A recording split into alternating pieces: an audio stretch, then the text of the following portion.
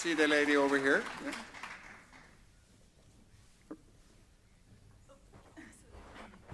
Hello, my name is Kari Jaquesson. I'm a Norwegian citizen.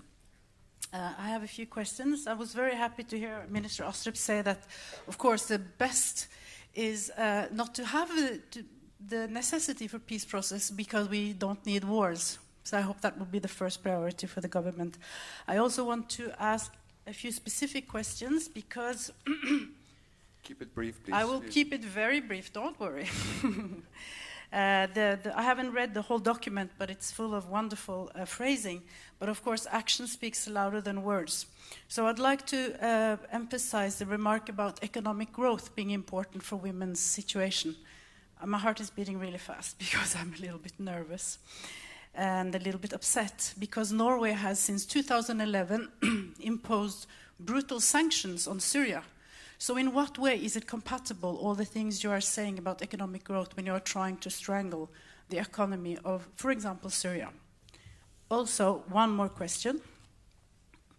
We have a Ministry of Foreign Affairs who have recently said that she has no regrets about Norway's so-called contribution to the bombing on Libya, and that we are not going to participate in the rebuilding of Libya. And we also are saying that we are not going to contribute to the rebuilding of Syria and give the zero humanitarian aid to Syria as long as they have President Assad, the elected leader of Syria, in the seat. Lastly, Norway have been giving billions of kroners to so-called humanitarian aid to Syria, only, and this is something we can see in UD's tilskuddsportal, only to areas controlled by terrorists imposing Sharia. Yes, this is a fact. Zero to the government-controlled areas of Syria, only allocated to terrorist-controlled areas where they impose Sharia, where they are completely undermining women's rights. So there is no compatibility between all the things you are saying and what you are actually doing. And I want to see accountability for that. Thank you. Thank you.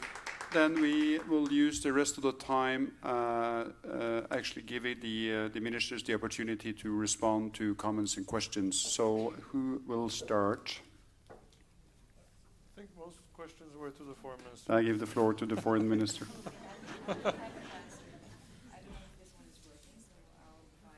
This one? No? This one is working? Good. Good.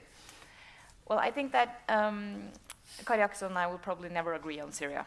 And I don't think that is a surprise. Of course, she's entitled to ask the questions she wants, but I also actually expect that when you give out accusations like that, you have checked the facts, and you obviously have not. Yes, if you allow me, I will. To have sanctions on Syria is not a Norwegian decision alone. This is something that we do together with many other countries. The international society together have inflicted both very clear political stance when it comes to Syria. We have all said that we will not start to reconstruct the country until we have a credible political process underway. We have not said that that will have to end with Bashar al-Assad leaving, because I think that he will probably, as things are now, be in office for still some time. But we have to have a credible political process going. We just now have a newly appointed Norwegian special envoy, Geir Pedersen, a Norwegian very experienced diplomat, that will take part in these discussions. The Geneva-based talks, we have several other tracks that are leading to a political solution. Having said that, we are one of the absolutely biggest humanitarian donors to Syria and to the countries around who are taking most of the refugees coming from Syria. It is a brutal dictatorship who have clamped down on its own population. And I think that the reaction that the international community has speaks volumes as to how we perceive this way of handling their own people. We are one of the few countries, actually, who disperse humanitarian aid in all parts of Syria. We do not only operate in rebel-held areas, we also operate in government-controlled areas, and that's the point with humanitarian aid. It is apolitical. It's not supposed to be colored by what you think about a regime. It's supposed to help people. And that is also why we do this. But in addition to that, we are allocating quite a lot of money, 200 million Norwegian kroner a year, for so-called early recovery, to make it possible for people to start rebuilding their lives. And that is in addition to the humanitarian aid. We have been allocating 10 billion Norwegian kroner over the course of 4 years, 2016 to 2019. And we do it because the country is in shambles, because of brutal dictatorship that has actually made it possible to undercut your own people and to make sure that the war has been going on and on and on for so many years with all the brutality and all the consequences it has. I'm sincerely hoping for a political solution. And I'm hoping that the movements that we have seen in many of the conflicts around the world over the past year is going to yield results in the end. But again, I don't think we ever will agree on Syria. And I don't think there are so many other countries either that agrees with your analysis. But you are absolutely entitled to have your analysis. You are entitled to ask the questions you want.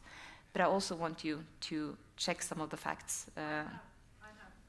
And you will read about them in a couple of days. Probably, and that is fine. But I'm conveying what the Norwegian policies are and what the international community is also stating.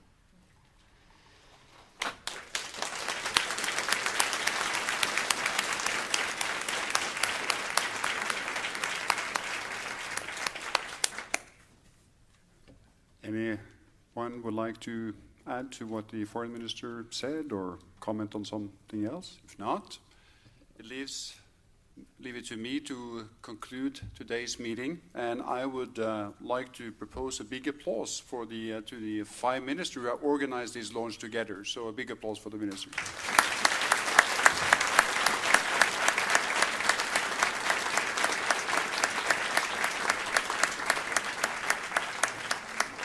And thank you very much for coming here today.